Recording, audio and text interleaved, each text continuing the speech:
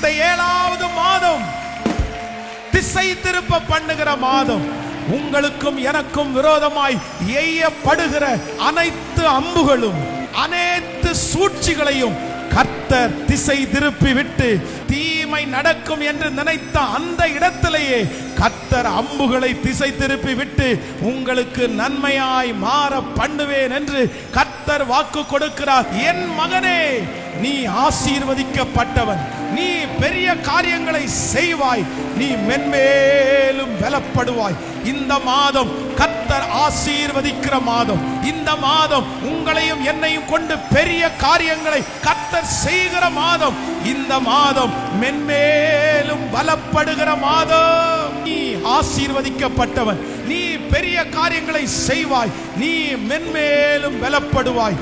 இது ஒரு எதிரியினுடைய வாயிலிருந்து அன்று வருமானால், இன்று கர்த்தர் நமக்கு விரோதமானவர்களை கொண்டே நன்மையாய் செய்ய போகிறார்.